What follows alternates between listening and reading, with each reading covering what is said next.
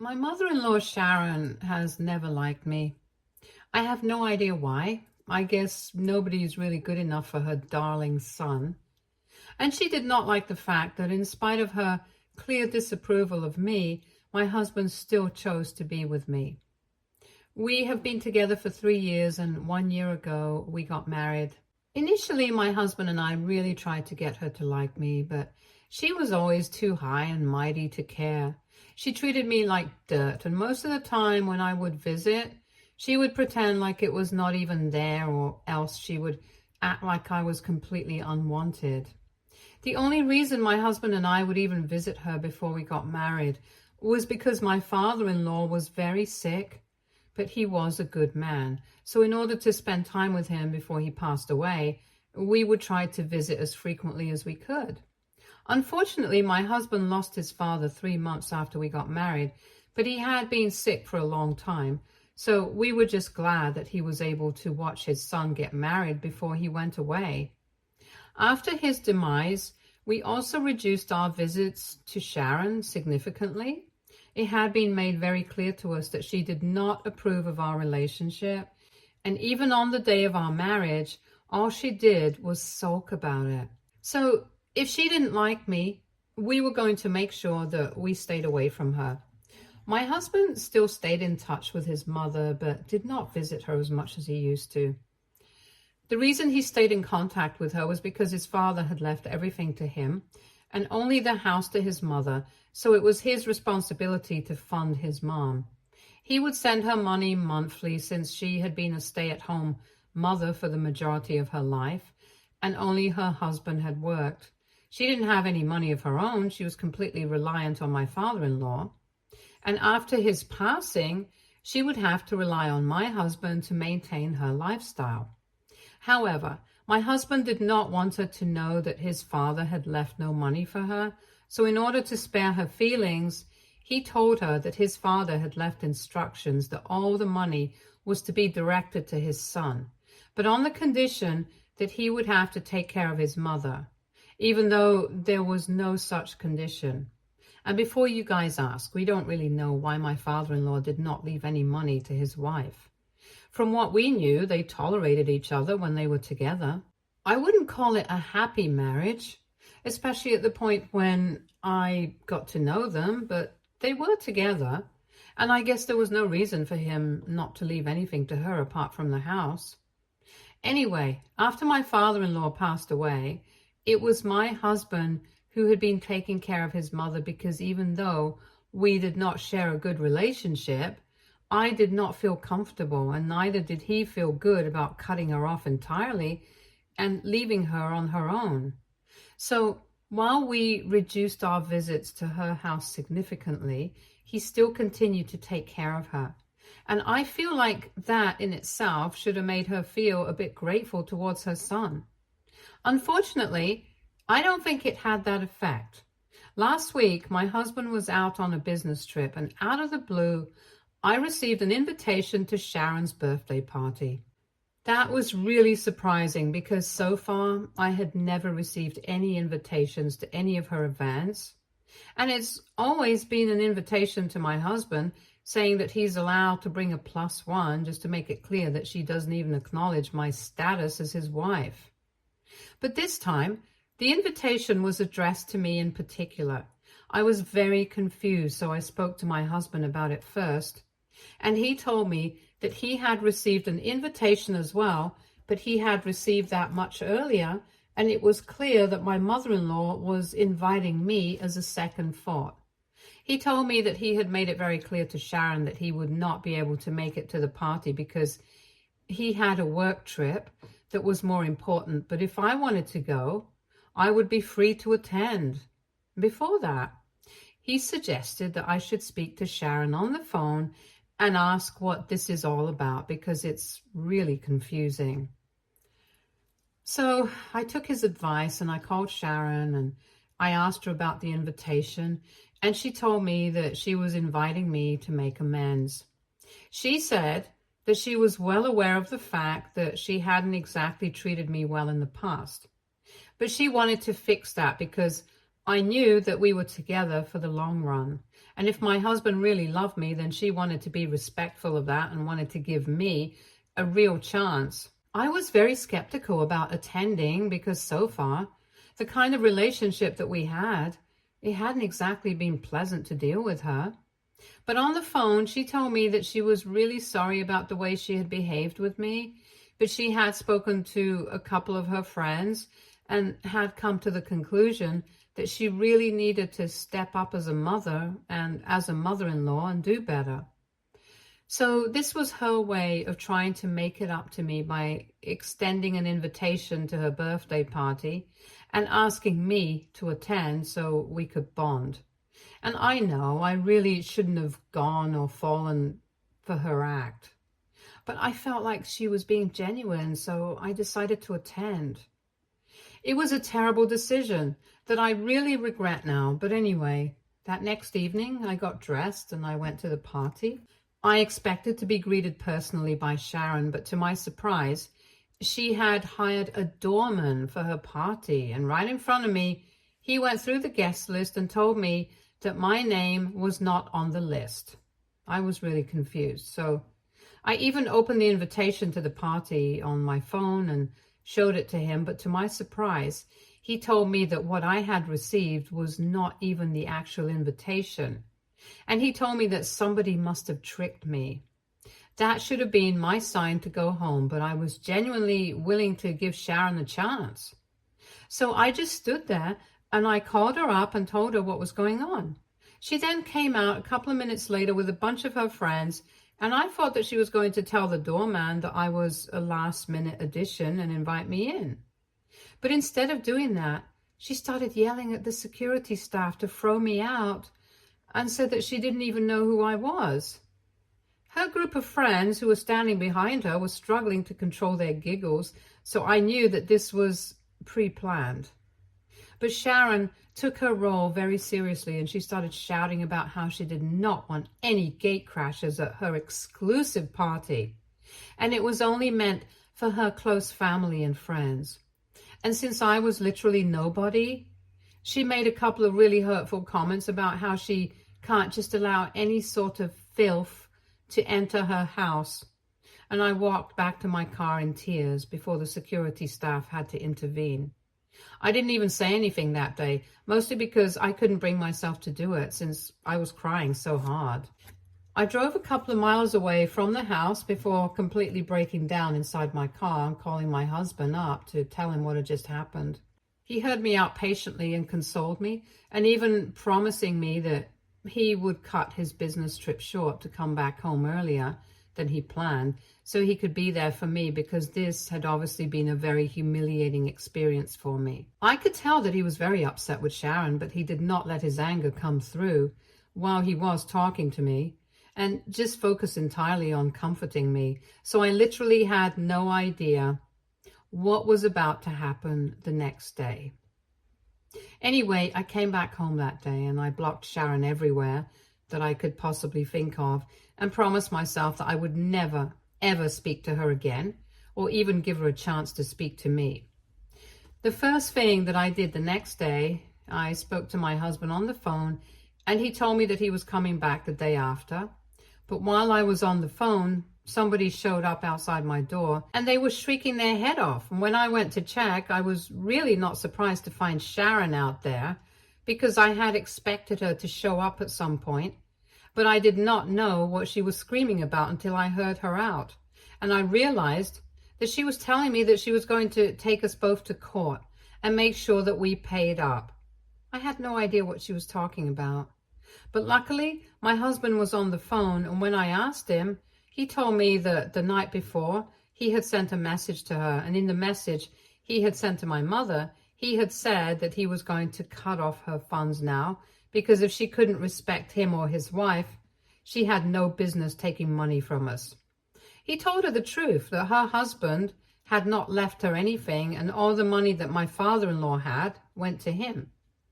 But I guess she hadn't yet put two and two together, and she still thought that her husband had left instructions for her son to take care of her for the rest of her life.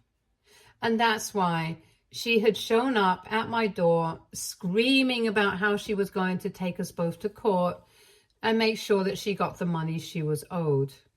After speaking to my husband, he told me to just call the cops, and that's what I did. I called the cops and had her escorted off the property, but did not press charges against her. I was very pleased with the situation because the way she had treated me was unacceptable, and I was glad that she was getting her karma for it.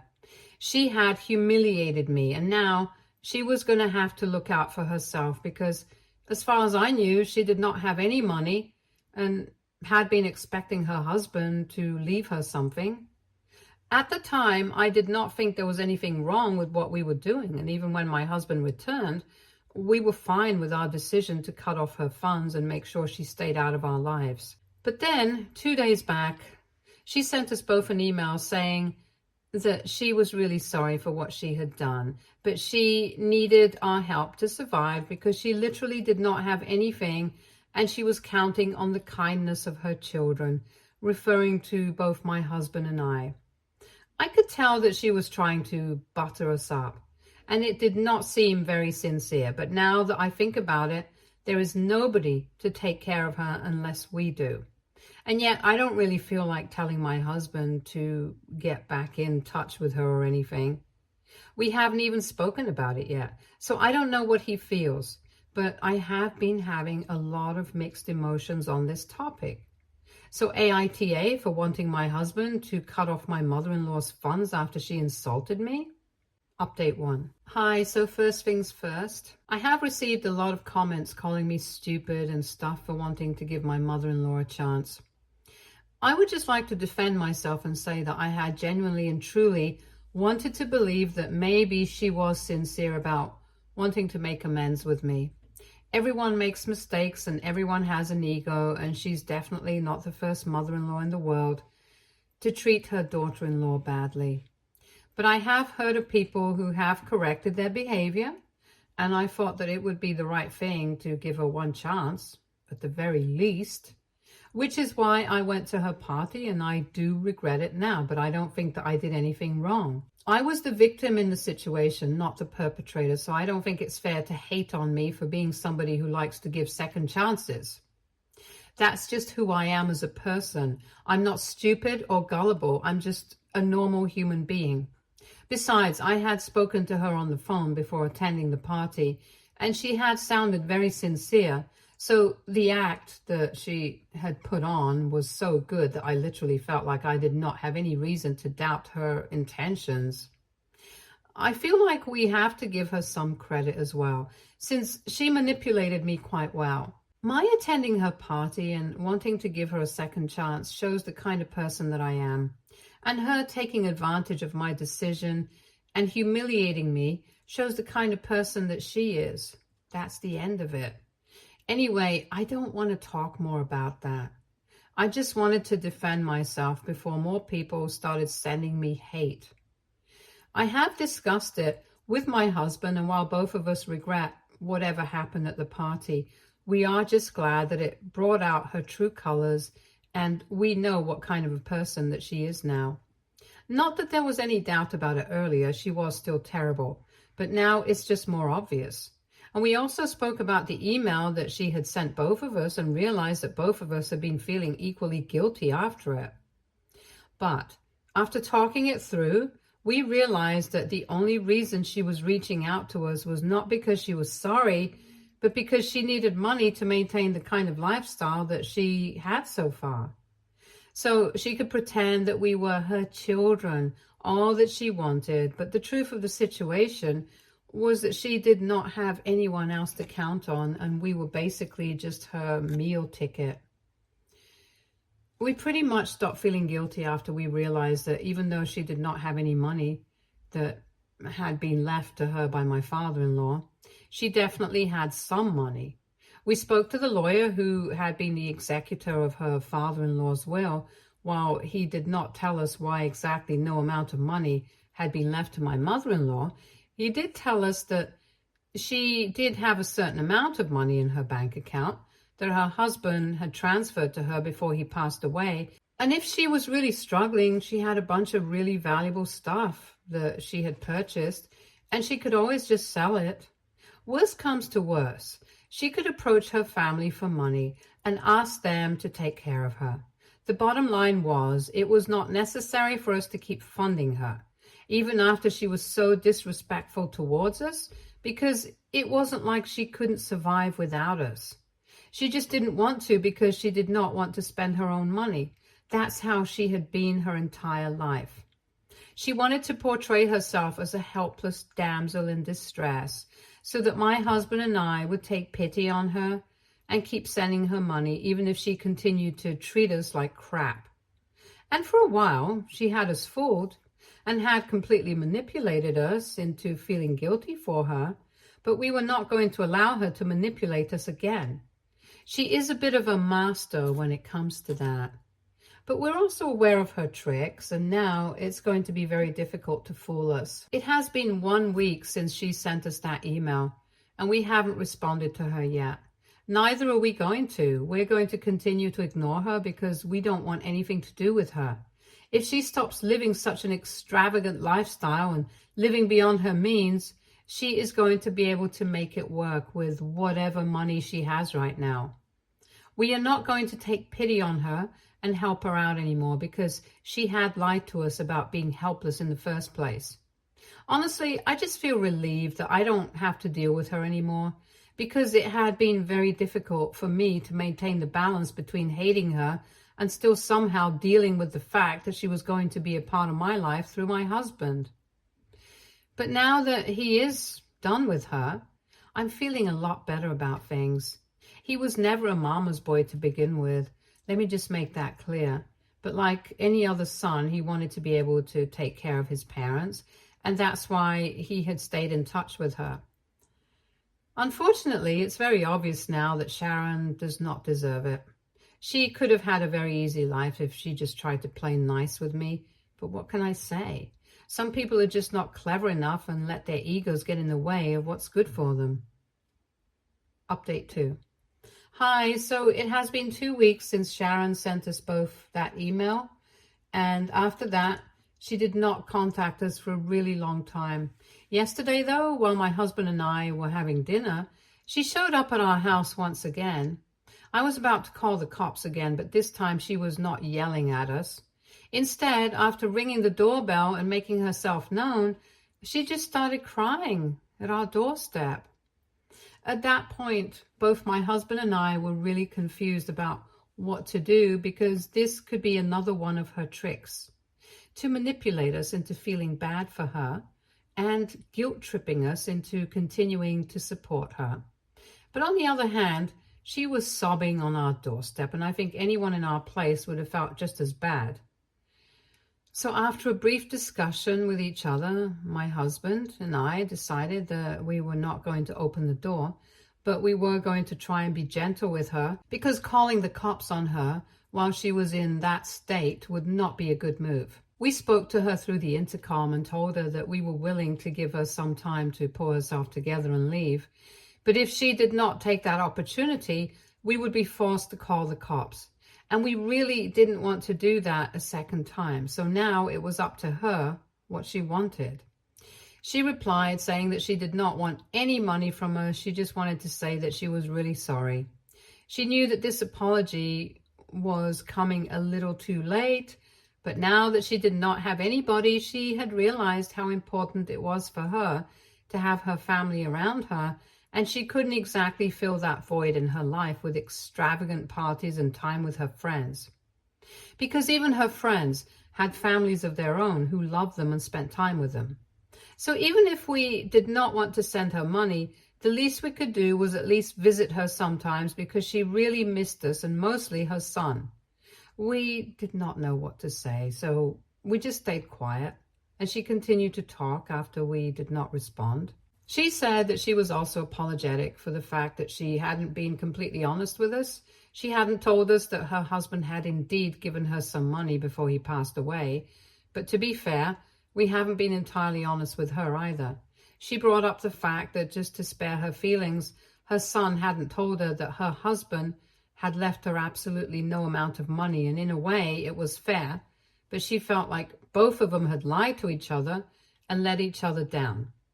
And that needed to stop if we were going to be a healthy and happy family.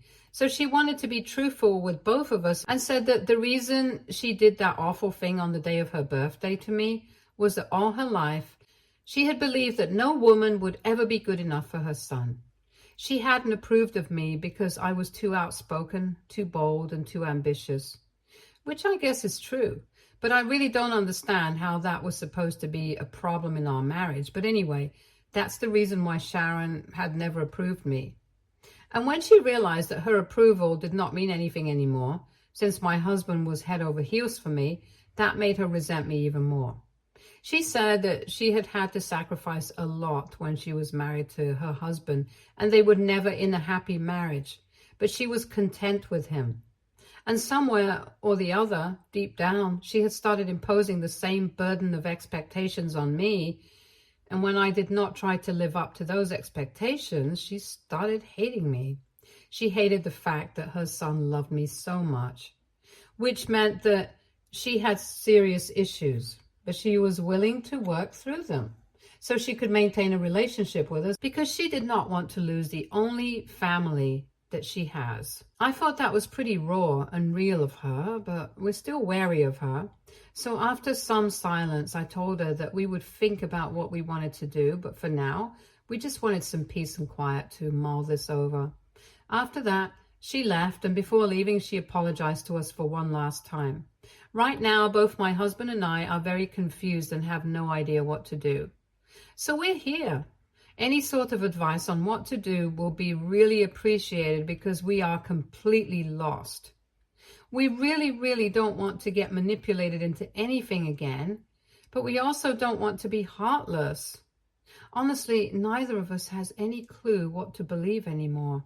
And I guess out of all the things that she said, she was definitely right about the fact that my husband's family had to stop lying to each other and keeping secrets. Update 3. It's very ironic that in my last update, I had said that my husband's family needed to stop keeping secrets from each other. And in this update, I'm still going to be standing by that statement because what we have uncovered is so serious. So apparently the reason my father-in-law's lawyer had been refusing to tell us the reason why my father-in-law had not left Sharon any money was because he had been giving explicit instructions not to tell us the truth. However, that was not really official or formal. It had just come from my father-in-law as a friend. So since there was no binding document, he was free to tell us the truth. And since we kept pestering him, he was forced to. I don't know why. I just had a gut feeling that getting to know the truth about this situation would unravel a lot of things, and I was right. Apparently the money that Sharon supposedly had was not something that her husband had left her, but it was her affair partner. She had been having an affair with one of her friends from college, who used to be smitten with her back then and still was. Sharon had never spoken about it while the guy she was having an affair with was still alive, but 3 years ago, around the time that my husband and I had started dating, she lost him to a heart attack. He did not have any family of his own, so he had left everything to her, and my father-in-law found out about it much later when Sharon finally told him the truth a couple of months before he passed away. At that point in time, there was not much that he could do, and he knew that he was dying, so filing for a divorce would be pointless. So he decided the only way he could get back at her for this was not to leave anything to her apart from the house, and leave all his assets to his son instead. He left the house to her on purpose so that she wouldn't suspect anything and wouldn't try to contest the will after he was gone. And we also found out that whatever Sharon had said to us about having to sacrifice a lot while she was married to her husband, that had also been a load of BS. My father-in-law had given her the option to work after she got married and gave birth to my husband, but she was the one who said that she wanted to be a stay-at-home mom. The only thing she had sacrificed in her entire life was dignity, because throughout her life, she always got somebody else to carry her weight. Anyway, now that we know the truth, We also know that she was putting on an act that day that she came to our house to tell us that she really missed us. I'm glad that we did not bother to reach out to her after that, because that would mean that we got manipulated once again, and we would feel pretty stupid if that happened. She's a liar, a cheater, and an overall terrible human being. And the farther we stay from her, the better it is for us. Update 4. Hi, so Sharon tried to contact us again, even though it had been 1 month since we last spoke. I guess it has something to do with the fact that I recently announced my pregnancy on social media, but she pretended not to know about it in her email. She said that she was really looking forward to hearing from us because she thought that it had been long enough since we last spoke, and by now we should have been able to come to a decision about what we wanted for the future. And she was right. It didn't really take us long to come to a decision about what we wanted, and what we wanted was for her to stay away. So we sent her a message telling her that we knew everything about her affair and stuff, and we did not want anything to do with her anymore. We told her that if she was all on her own right now, it was because she deserved it. She had never valued anybody in her life, and the only person that she genuinely cared about was herself. So she should be grateful that right now she gets to spend time with the only person she loves, herself. If she runs short on money, she can always find another man to have an affair with and rely on him instead. But for now, her son is done with her. It was a really harsh message, but it had to be said because she has bothered us enough, and now that we're embarking on a new chapter of our life, we need our peace. And we need her to stay the heck away from us. I'm pretty sure that this message is not going to deter her, and she's definitely going to try again in a couple of months when I'm in the later stages of my pregnancy. But my husband and I have already spoken about that possibility and decided that if she bothers us anymore, we are going to just file a restraining order against her and hope for the best. We're also planning on moving out of this house into a new one, and we're going to make sure that nobody gives out the address to her, because with a baby on the way, we need a bigger space. Anyway, I'm just looking forward to being a mother, and I can't wait to start afresh. Stay tuned for more stories from Argo Relationships.